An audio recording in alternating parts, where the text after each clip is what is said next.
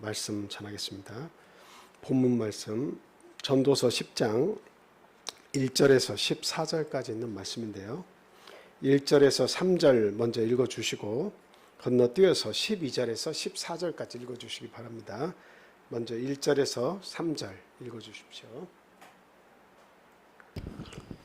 죽은 파리들이 향기름을 악취가 나게 만드는 것 같이 적은 우매가 지혜와 종기를 난처하게 만드느니라. 지혜자의 마음은 오른쪽에 있고 우매자의 마음은 왼쪽에 있느니라.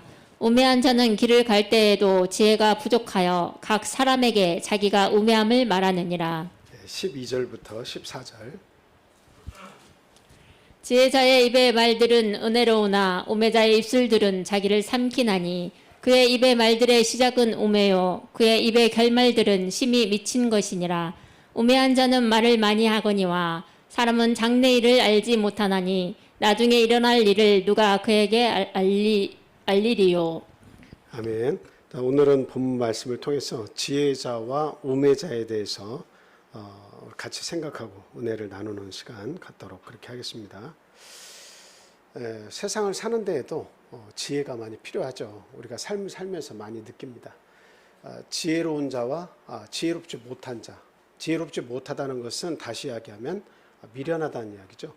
그래서 저희들이 살면서 낭패를 많이 보는 이유는 지혜가 부족하기 때문입니다. 그리고 지식도 부족하고 어떤 미련한 길에서 우리가 걷다 보면 어떤 지혜자의 말을 듣지 않게 되고 그리고 내 고집대로 이렇게 살다가 낭패를 당하는 경우 얼마든지 많이 있고 또 많이 봅니다. 그래서 그런 그 지혜라고 하는 것을 우리가 갈구하고 그 지혜를 가지고 살아야겠는데 이 땅에서 사는 동안에 우리가 가져야 할 그런 지혜도 중요하지만 그 지혜보다도 더 근본적이면서 더 위대한 지혜가 있습니다. 그 지혜는 세상을 정복하게 하고 세상에서 쓰러지지 않게 하고 또 세상에서 모든 죄악과 싸워 이기게 하는 것인데 그 지혜는 다름이 아닌 하나님을 알고 그 하나님과 함께 동행하는 삶을 사는 것, 이것이 우리가 이 세상에서 가져야 할 가장 큰 지혜다라고 하는 것을 오늘 본문 말씀은 이야기를 하고 있습니다. 그래서 이 시대가 영악한 사람을 필요로 하는 그런 시대다 이렇게 생각이 됩니다. 영악해야만 살아남을 수가 있어요. 남보다 더 발빠르게 생각하고 발빠르게 움직여야만 내 몫을 찾을 뿐만 아니라 상대방의 몫까지도 내가 더 얻을 수 있는 그 유익을 더 얻을 수 있는 그런 시대가 되어서 남보다 지혜가 부족하면 또 지식이 부족하면 이렇게 쉽게 자기의 것을 잃어버리거나 빼앗길 수 있는 그런 시대다. 그래서 이 세상은 영악한 지혜를 필요로 하는 것 같아요. 발빠른 지혜를 필요로 하는 것 같아요.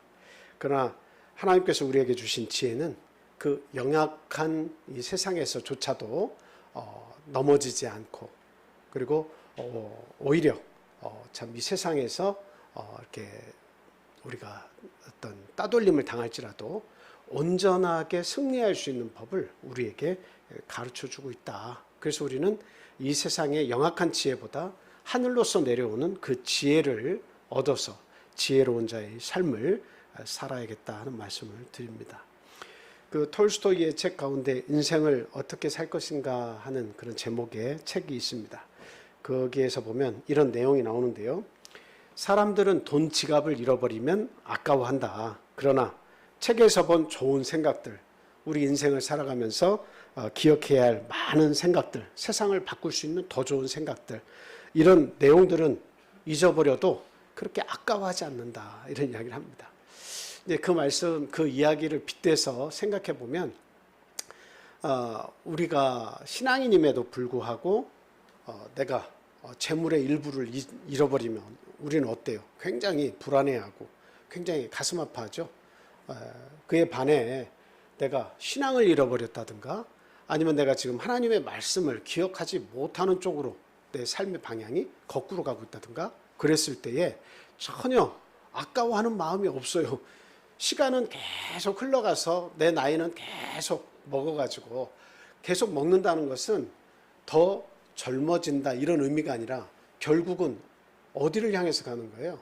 우리가 나이를 먹는다는 것은 이렇게 어렸을 때는 뭐 더 젊어져 간다, 젊음을 위해서 간다, 또 삶의 궁극적인 목적을 이룰 수 있도록 흘러간다 이렇게 생각을 하지만 사실은 우리의 종착역은 어디입니까? 죽음이에요. 그래서 성도들은 죽음이라는 것을 발견했을 때 새로워지는 거예요. 근데 그 죽음은 젊은 때는 잘 발견이 안 돼요. 나이가 조금씩 들어가면서 죽음이라는 것이 나와 굉장히 가까이 있구나 하는 것을 이렇게 점점 깨달아요.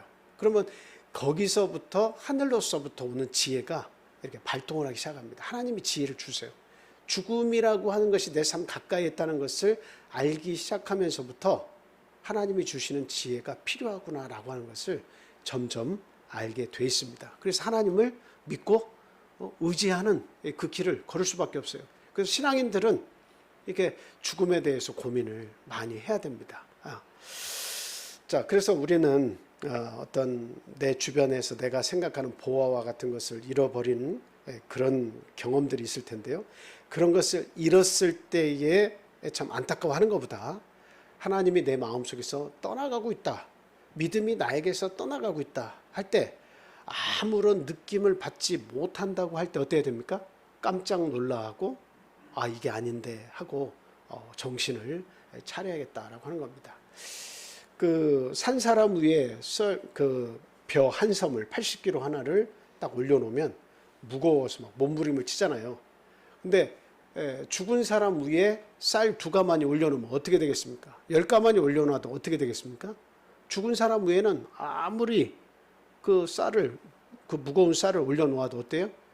감각이 없어요. 그러니까 오늘날 우리가 믿음이 사라져가는 시대에 살고 있고 그 속에서 나 역시도 신앙생활을 하는데도 능력을 잃어가고 있는데도 불구하고 아무런 느낌이 없다면 나 역시도 어떻다는 것을 우리가 빨리 깨달아야 돼요.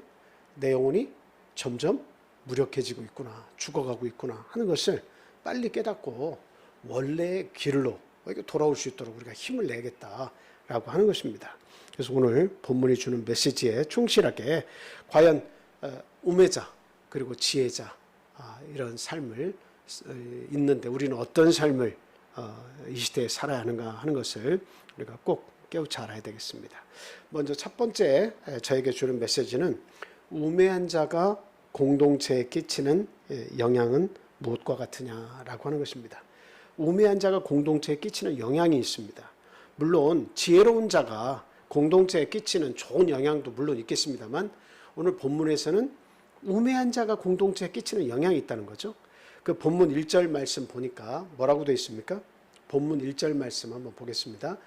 죽은 파리들이 향기름을 악취가 나게 만드는 것 같이 적은 우매가 지혜와 존귀를 난처하게 만드느니라. 저 말씀은 무엇이냐면 이 큰 공동체가 있는데 그 공동체가 아무리 지혜롭고 좋다고 해도 어떤 존재가 있으면 어리석은 그 우매한 자가 하나가 있으면 그 우매한 자 하나 때문에 지혜로워도 그리고 또 굉장히 많은 지식이 있어도 그 공동체를 어떻게 할 수 있다는 거예요? 냄새나게 만들어 버릴 수 있다는 겁니다. 그래서 결론적으로 죽은 파리와 같다고 이렇게 이야기하고 있어요. 향기름, 향기가 나는 기름, 그것을 죽은 파리가 하나 빠져가지고 결국 그 시체에 썩은 것이 그 향기름에 다 퍼져가지고 향기름을 악취가 나게 만들 수 있다라고 하는 경계의 말씀을 우리에게 주고 있습니다. 그래서 아무리 작은 우매함이라도 공동체를 무너뜨릴 수 있다라고 하는 것을 분명히 알아야 한다라고 하는 거죠. 여호수아 7장 1절에서 15절 말씀인데요. 다 읽지 않고 1절만 한번 읽어주시기 바랍니다. 이스라엘 자손들이 온전히 바친 물건으로 말미암아 범죄하였으니 이는 유다 지파 세라의 중손 삽디의 손자 갈미의 아들 아간이 온전히 바친 물건을 가졌음이라. 여호와께서 이스라엘 자손들에게 진노하시니라. 아멘. 여호수아 7장 1절에서 15절까지 있는 내용을 우리가 잘 보면 아간의 범죄와 그 아이성 전투에서 패배한 사건에 대해서 이렇게 기록을 하고 있죠. 그 이스라엘 백성들은 여리고 성도 무너뜨렸기 때문에 이제 아이성쯤이야 이거는 뭐 땅 짓고 헤엄치기다 이렇게 생각을 한 거죠. 그래서 2,000에서 3,000명만 데리고 올라가도 그 아이성은 여지없이 무너지고 말 것이다 이렇게 생각을 하고 3,000명을 데리고 올라갔습니다. 올라갔는데 아이성 사람들이 공격을 해가지고 36명의 이스라엘 사람들이 죽습니다. 그리고 막 꽁지가 빠지게 막 도망을 가요. 그래서 너무나 막 놀라서 이렇게 참 그 전쟁에서 패배를 해버리죠. 그래서 모세가 아니 애굽에서부터 여호수아가 하는 그 이야기를 보면 아니 하나님께서 우리를 애굽에서 건져내시고 광야에서 우리를 인도해내셔서 지금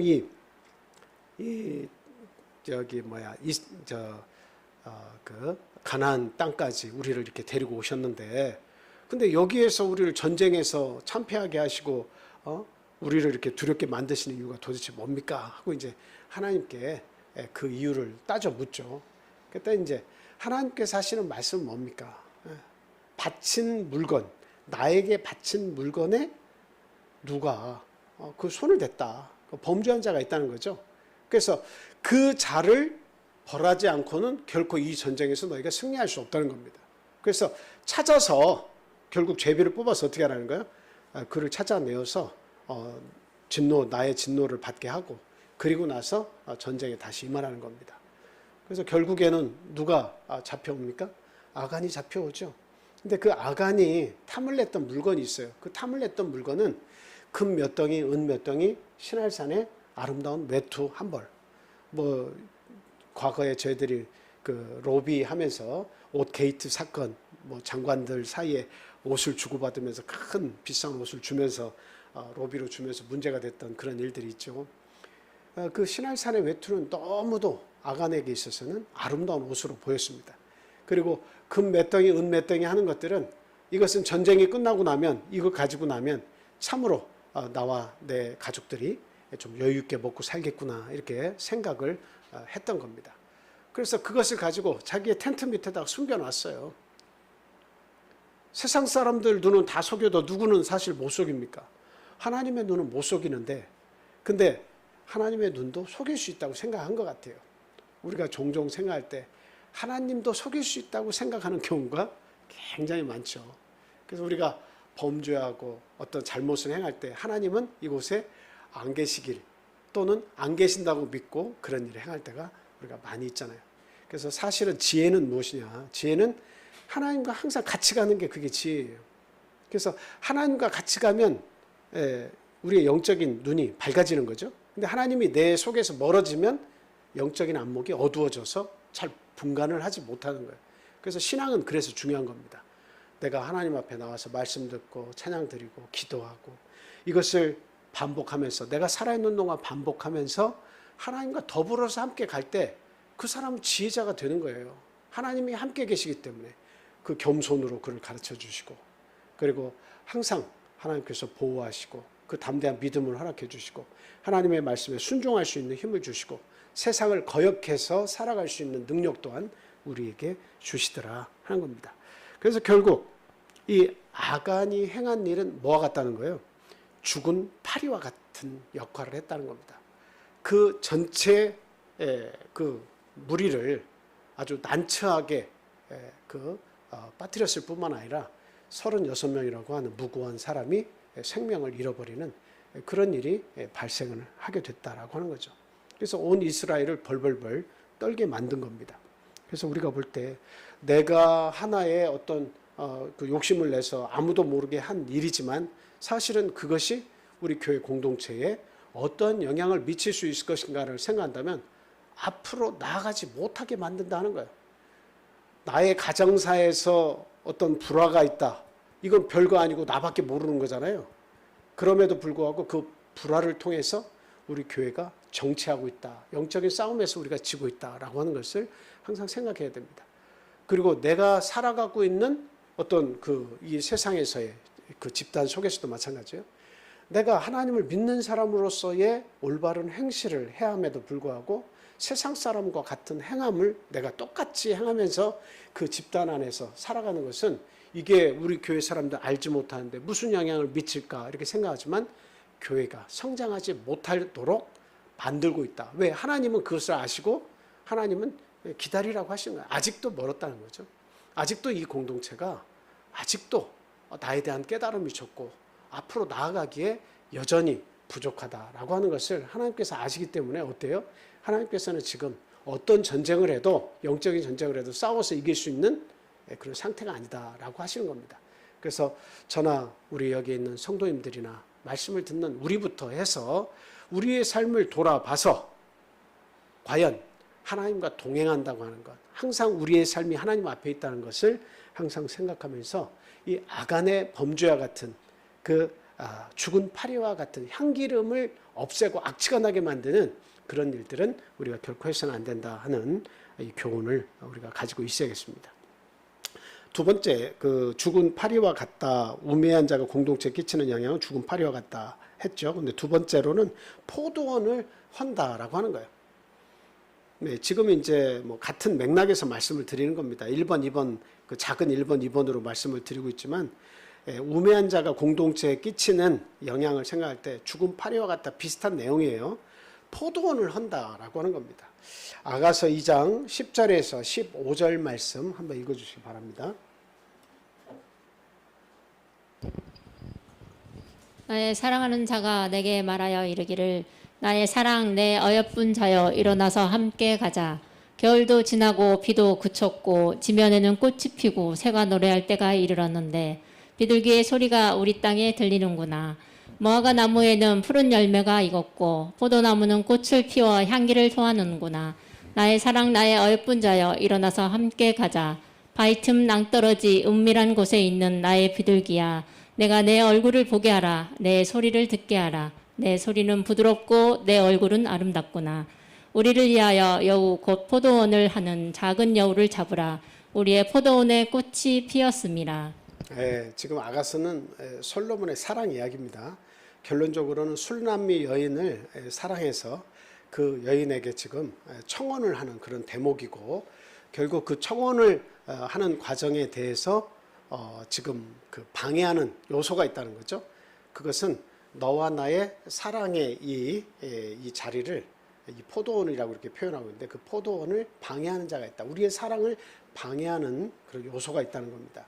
그 포도원은 작은 여우를 잡아내야 된다. 그래야 우리의 포도원에 꽃이 피고 이 아름다움이 유지가 된다. 이렇게 얘기를 하고 있죠. 근데 이제 저 내용을 우리가 잘 보면 저기에서 나오는 육적 여우, 그냥 우리가 눈으로 보는 여우의 모습을 이제 생각을 먼저 해볼 수가 있는데요. 팔레스타인의 여우입니다. 늑대보다는 좀 작은 체구의 그런 여우인데요. 이 여우들은 포도원 주변에, 포도원 가까운 곳에 굴을 파고 거기서 살아요. 그러면서 봄이 되면 포도나무에 그 새싹이 막 돋죠. 순이 막 돋죠. 아주 어떻게 보면 그때 관리를 잘 해줘야 되는데, 이 여우들이 포도원을 들락날락하면서 그 나무를 이렇게 막 갉아먹고, 그리고 그 새순에 영향을 막 끼칩니다. 그래서 결과적으로는 포도 열매를 잘 맺지 못하도록 방해를 합니다. 이것이 그 잡식성인 팔레스타인의 여우의 육적인 모습이에요. 근데 저게 저 말씀이 솔로몬과 술람미 여인 간의 어떤 아름다운 사랑, 그리고 청혼하는, 우리가 이제 함께 가자. 그 고된 겨울은 지나갔고 이제 봄이 나왔으니까, 우리가 살기 좋은 때가 왔으니까 꽃이 피고 아름다운 이 포도 동산에서 우리가 함께 같이 거하면서 행복을 누리며 살자. 이런 청혼을 하는, 이런 어떤 사랑을 노래하는 그런 부분인데요.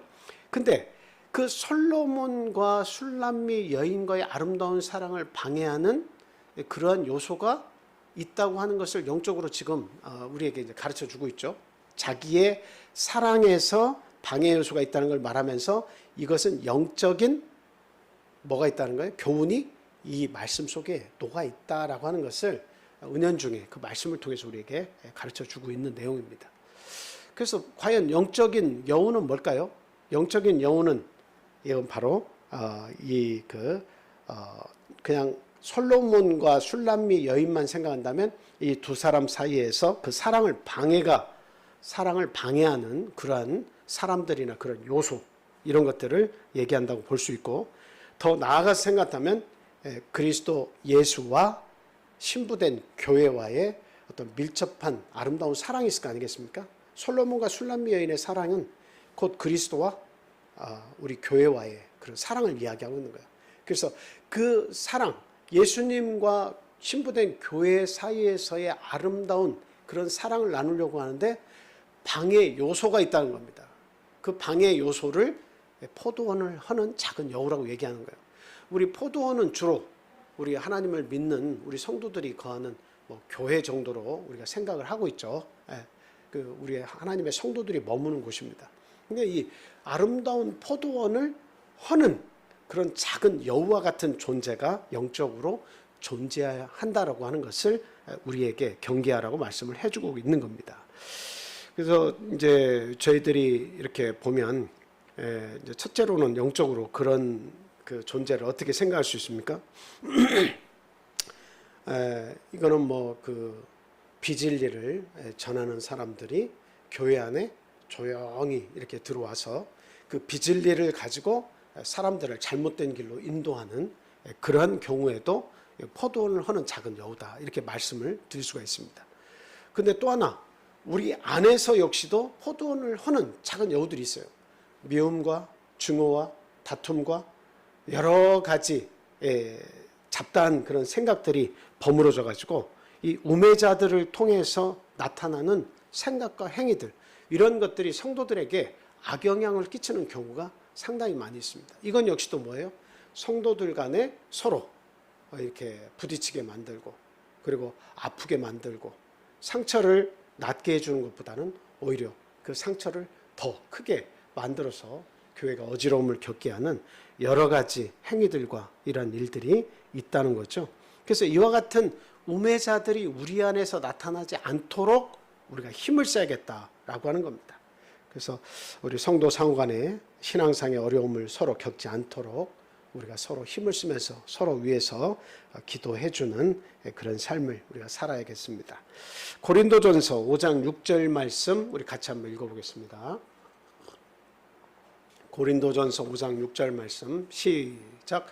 너희가 자랑하는 것이 옳지 아니하도다. 적은 누룩이 온 덩어리에 퍼지는 것을 알지 못하느냐. 살면서 우리 스스로가 누룩이라고 생각한 적은 사실 거의 없습니다.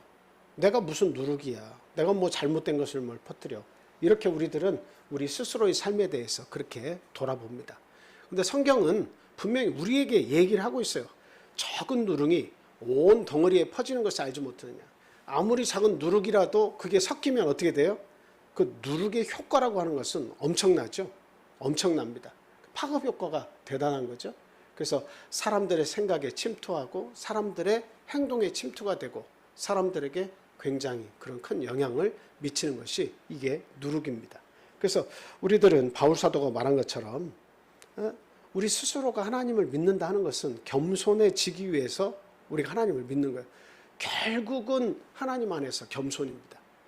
우리가 신앙생활을 20년 했냐 30년 했냐 그게 중요한 게 아니라 하나님 앞에서 겸손하냐 겸손하지 못하냐라고 하는 것을 우리가 재보면 아는 거예요. 그래서 사람 앞이나 물론 사람 앞에서 겸손해야 되겠지만 하나님 앞에서 겸손한 것이 이게 하나님이 바라시는 것이고 우리 신앙의 최종 목표입니다.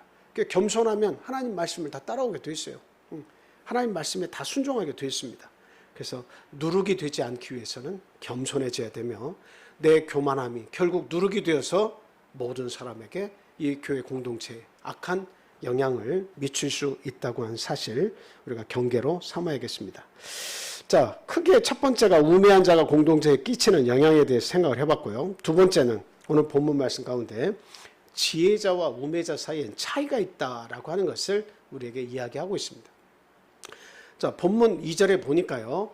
지혜자의 마음은 오른쪽에 있고 우매자의 마음은 왼쪽에 있다. 이런 말씀이 있죠. 여기에 보니까 지혜자의 특징이 있는데요. 특징이 뭡니까? 지혜자의 마음은 오른편에 있다라고 하는 겁니다. 오른편. 여러분, 오른편 하니까 생각나는 성경 말씀 혹시 있습니까? 마태복음 25장에 보면 양과 염소의 무리가 마지막에는 예수님 앞에서 심판대 앞에 설 때 이게 나뉘죠. 심판대 앞에 이렇게 나뉘어서 양과 염소의 무리로 이렇게 나뉜다 이렇게 얘기를 하고 있습니다. 근데 그때의 오른편에 있는 자들의 한번 이야기를 우리가 한번 이렇게 보겠습니다. 먼저 마태복음 25장 31절에서 40절 말씀 좀 빠르게 읽어주시기 바랍니다.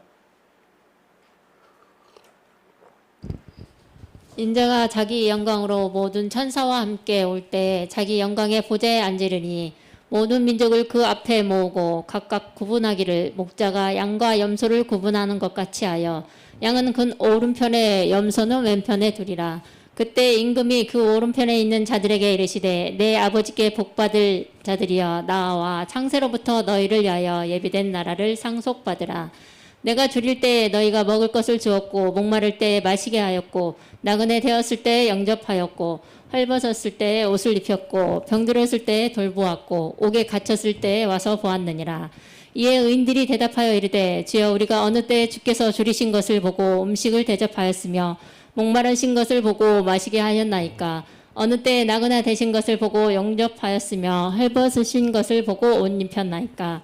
어느 때 병드신 것이나 옥에 갇히신 것을 보고 가서 배웠나이까 하리니 임금이 대답하여 이르되 내가 진실로 너희에게 이르노니 너희가 여기 내 형제 중에 지극히 작은 자 하나에게 한 것이 곧 내게 한 것이니라 하시고. 아멘. 지금 오른편에 있는 자들, 그 양의 무리에 속한 자들, 이게 목자가 양과 염소를 분리하는 것은 얼마든지 쉽게 할 수 있죠. 근데 마지막 때 예수님께서도 심판주로 오실 때 저와 똑같이 하신다는 거죠. 양의 무리에 속한 자, 염소의 무리에 속한 자를 나누시는데 오른편, 왼편으로 분명하게 나누시겠다라고 하는 거예요. 그래서 오른편은 양의 무리에 속해 있는 그런 사람들이에요. 그리고 오른편이라고 하는 건 도대체 뭘 얘기하냐? 오른편. 우리가 예수님께서 죽으시고 사흘 만에 부활해서 그 50일 동안 있다가 하늘로 이렇게 승천하셨다 했을 때 그 하나님의 우편의 자리에 올라가셨다 이렇게 얘기하잖아요. 그 우편이라고 하는 것은 뭘 얘기하는 거예요? 권능의 자리를 이야기합니다. 권능, 그리고 정의, 공의, 평등, 평강, 은혜, 뭐 여러 가지를 다 이야기할 수 있어요. 완벽한 은혜를 또 이야기할 수 있어요. 완벽하신 하나님의 구원이 있는 곳, 이렇게 우리는 오른편 그 말씀에 그렇게 이제 의미를 부여할 수가 있겠습니다. 그런데 그 지혜로운 자의 특징은 어디에 있다고요? 항상 오른편에 있다라고 하는 거예요. 오른편에 있다. 시편 16편 8절 말씀 한번 보겠습니다. 시편 16편 8절. 우리 함께 읽겠습니다. 시작. 내가 여호와를 항상 내 앞에 모시며 그가 나의 오른쪽에 계심으로 내가 흔들리지 아니하리로다. 하나님은 항상 오른편에 계세요. 오른쪽에 계시다는 것은 올바른 쪽, 정의의 편, 평강의 편, 은혜의 편, 사랑의 편, 완전한 구원, 강력한 하나님의 권능, 그 자리가 계셔요. 근데 그분이 오른쪽에 항상 계시니까 나도 어디에 있어야 되는 거예요? 나의 마음은 항상 하나님이 계신 오른쪽에 있어야 한다. 양의 무리가 있어야 할 곳에 있어야 한다. 축복받은 자, 하나님의 나라를 상속받을 수 있는 그 복된 자리에 있어야 한다라고 하는 거예요. 번개 맞을 자리에 있으면 번개를 받고 복 받을 자리에 가면 복을 받는데 우리의 자리는 오른편이다. 하나님이 계신 오른편이다라고 하는 겁니다. 로마서 8장 1절 그 오른편에 대해서 이런 말씀도 있습니다. 바울 사도는 이렇게 얘기했어요. 그러므로 이제 그리스도 예수 안에 있는 자에게는 결코 정죄함이 없나니. 오른편은 하나님의 권능이 있는데 하나님의 권능과 그 큰 사랑의 메시지는 결국 뭡니까? 정죄함이 없는 겁니다. 그 정죄함의 역사는 인류가 시작이 돼서 아담과 하와가 범죄한 이후로 죄가 들어와 가지고 오늘날 우리에게까지 끊임없이 떠나지 않고 역사하는 것이 이게 정죄의 역사예요. 너 죄 있잖아. 이 역사입니다. 이건 굉장히 우리를 고통스럽게 만들고 곤욕스럽게 만들고 우리의 자유를 빼앗습니다. 근데 그 모든 것에서 우리 그리스도 예수께서 내가 오른편에 있어서 하나님의 권능과 완전한 구원 속에 있으면 결코 정죄함이 없게 만들어 놓으신 거예요. 예수 그리스도 안에서. 그래서 이 의인들은 결국에 영생에 들어가게 된다라고 하는 말씀입니다. 그래서 우리의 그 삶의 모습은 항상 오른편, 하나님과 항상 함께한다. 그 오른편에 있어야겠다라고 하는 거죠. 그 다음에 이 지혜자의 특징 가운데는 지혜자의 말은 은혜롭다라고 하는 거예요. 잠언 16장 21절에서 24절 말씀 읽어주세요.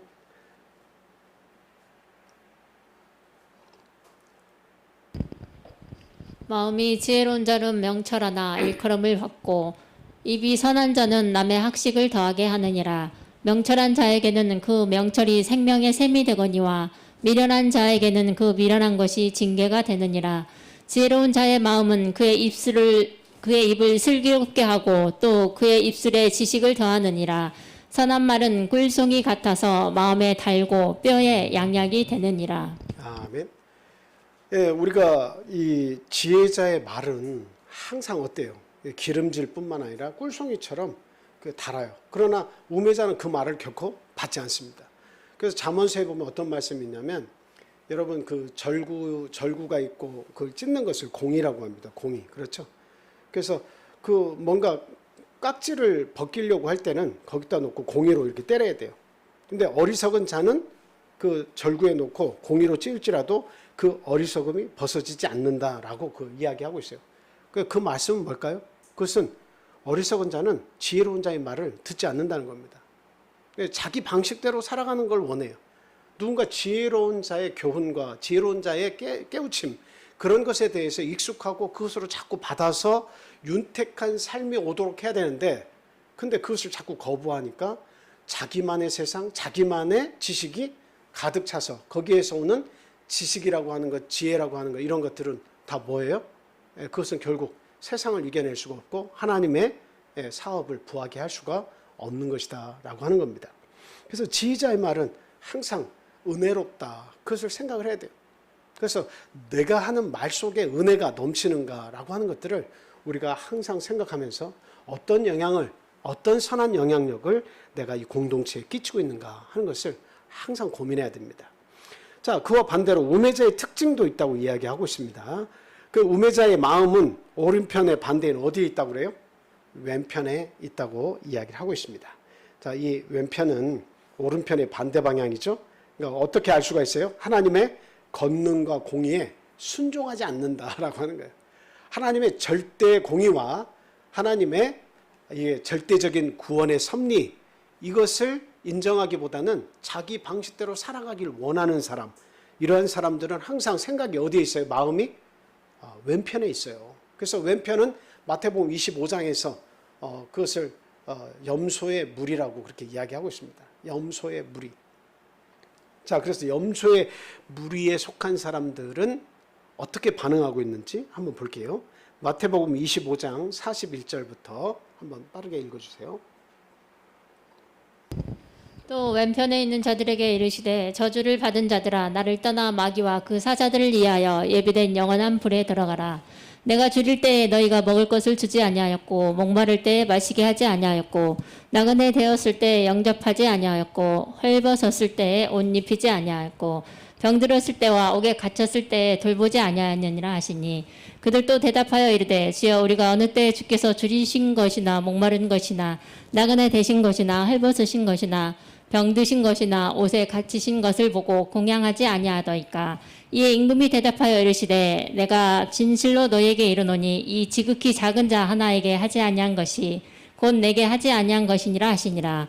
그들은 영벌에 의인들은 영생에 들어가리라 하시니라. 네, 이 말씀의 요지를 잘 파악해서 보시면 알겠지만 지혜로운 자나 어리석은 자나 양의 무리에 속한 자나 염소의 무리에 속한 자나 다 임금을 다 알고 있습니다.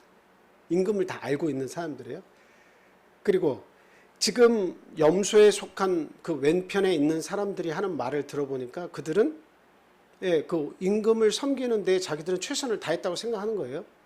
그런데 임금이 원하는 것은 무엇이냐면 나에게 하는 것만 보는 것이 아니라 작은 사람 하나하나에 대해서 너희가 살면서 그들에게 어떠한 선한 영향력을 끼쳤냐, 그 작은 한 사람 한 사람에 대해서 막대했느냐, 작은 사람 한 사람의 마음을 헤아리지 못했느냐 하는 그런 것들을 임금이 보고 이야기하는 겁니다. 그 임금은 우리 하나님을 이야기하는 것이고 오늘 저 말씀을 이렇게 받아야 되는 그 대상들은 어리석은 자와 지혜로운 자로 나뉘는데 그들이 우리 가운데 섞여 있을 수도 있다라고 하는 거예요.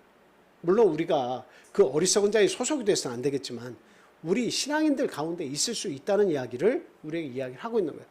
그래서 나중에 말씀하시는 가운데 주여 주여 하는 자마다 다 천국에 들어갈 것이 아니라 아버지의 뜻대로 하는 자라야 하나님 나라에 들어갈 수 있다고 얘기하고 있지 않습니까?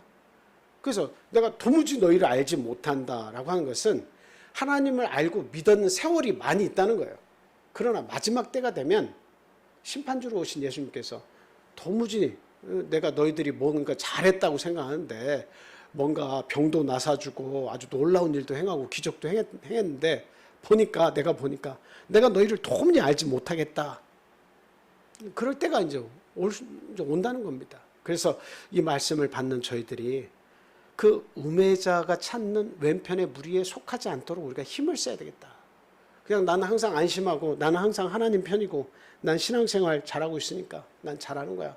이렇게 생각해도 그 속에도 역시 교만은 파고드는 거예요. 가장 경계해야 되는 것이 교만입니다.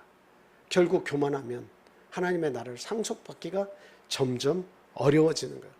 말도 이쁘게 하고 행동도 이쁘게 하고 다 그런 것 같지만 그러나 교만의 마음은 그걸 뚫고 들어가는 거예요.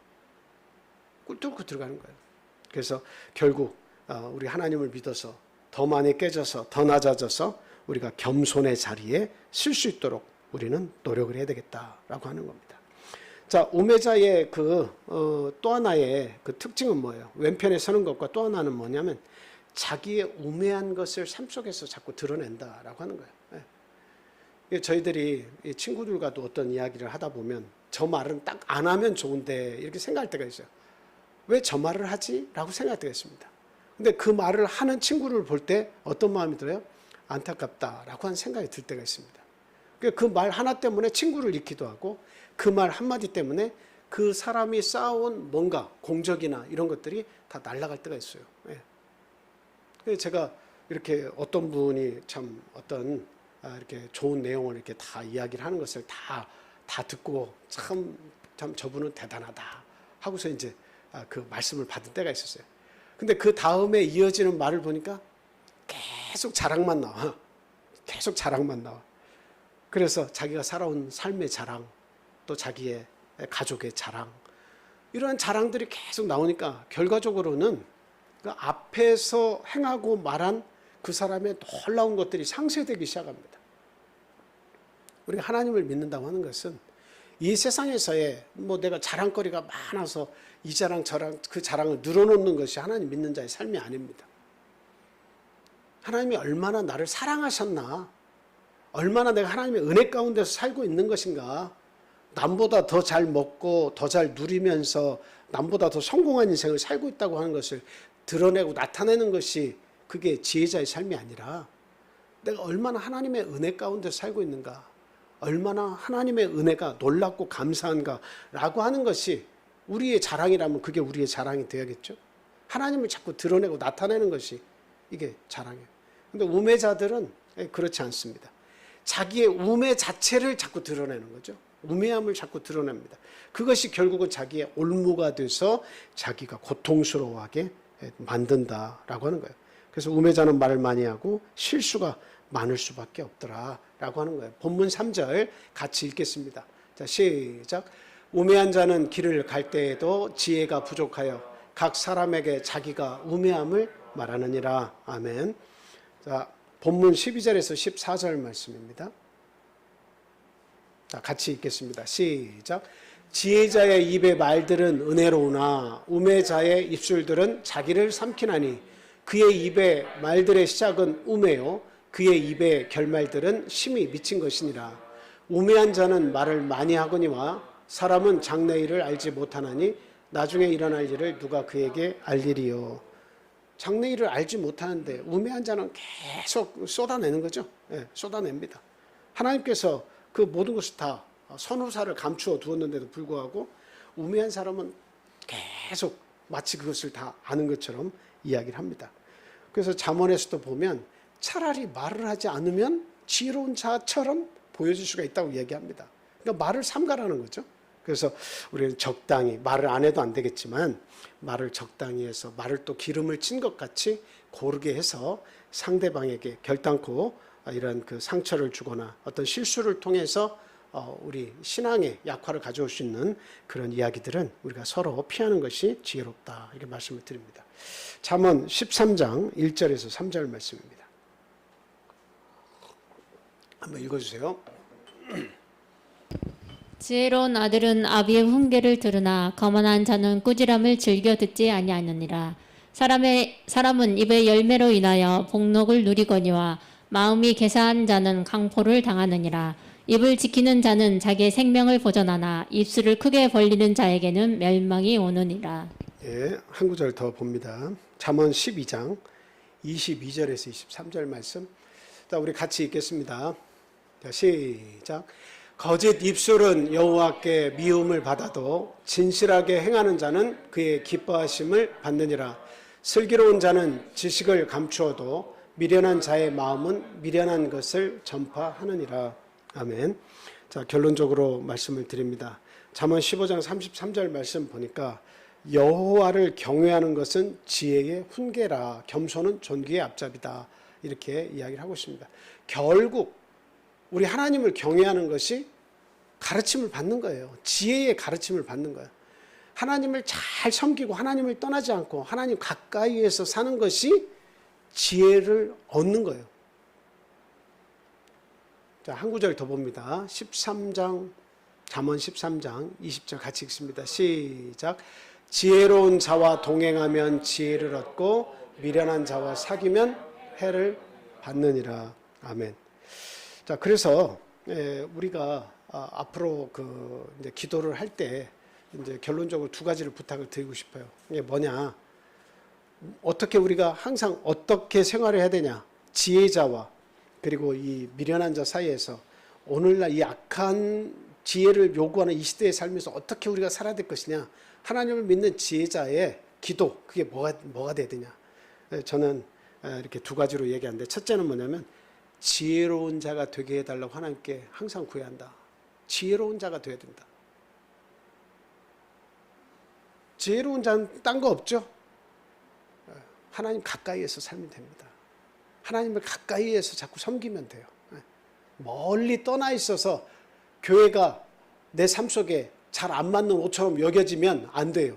나에게 딱 맞는 옷처럼, 항상 내가 즐겨 입고 사랑하는 옷처럼 이 교회가 그렇게 느껴져야 돼요. 그럼 그 사람은 지혜로운 거예요. 모든 삶 속에 하나님께서 역사하십니다. 내가 어느 길로 가야 할지, 생명의 길이 어느 길인지, 하나님의 나라를 상속받을 길이 어떤 길인지를 깨우쳐서 알게 해주시는 거죠. 그래서 내 삶이 자제가 되고 제어가 돼서 결국 생명을 얻게 되는 겁니다. 두 번째 기도는 뭐가 돼야 돼요? 지혜로운 자가, 내가 되는 게 중요하지만 지혜로운 자를 만나게 해달라고 기도해야 돼요. 저도 살면서 여러 가지 낭패를 많이 경험을 했습니다만 그때마다 누가 거기에 개입이 됩니까? 지혜롭지 않은 사람이 개입이 되는 거예요. 제가 낭패를 볼 때마다 느끼는 것은 지혜로운 자와 함께하지 않는 그 모든 도모하는 일들 속에는 아픔이 있다라고 하는 거예요. 하나님이 깨달음을 주시는 거죠. 그래서 항상 우리가 구해야 되는 것은 내 스스로가 지혜자가 되어야 되겠고, 그리고 내가 만나는 사람들이 지혜로운 자가 내가 만날 수 있도록 하나님 인도해 주시라고 우리가 기도를 해야 되겠다라고 하는 겁니다. 자, 우리 한 구절 마지막 잠언 17장에 있는 말씀 같이 읽겠습니다. 자, 시작. 차라리 새끼 빼앗긴 암콤을 만날지언정 미련한 일을 행하는 미련한 자를 만나지 말 것이니라. 믿음이 없는 자와 자꾸 시간을 함께 나누잖아요. 그럼 믿음이 있는 자도 믿음을 빼앗깁니다. 근데 믿음이 있는 자와 자꾸 시간을 함께 하잖아요. 그럼 없던 믿음도 자꾸 생깁니다. 지금 저 말씀은 차라리 새끼 빼앗긴 암콤을 만날지언정 미련한 일을 행하는 미련한 자를 만나지 말 것이니라, 이렇게 한 말씀은 뭐예요? 저거는 그 엄마 곰이 새끼 곰을 누군가에게 빼앗기면 엄마 곰의 눈은 획 돌아버리는 거예요. 획 돌아요. 그렇죠?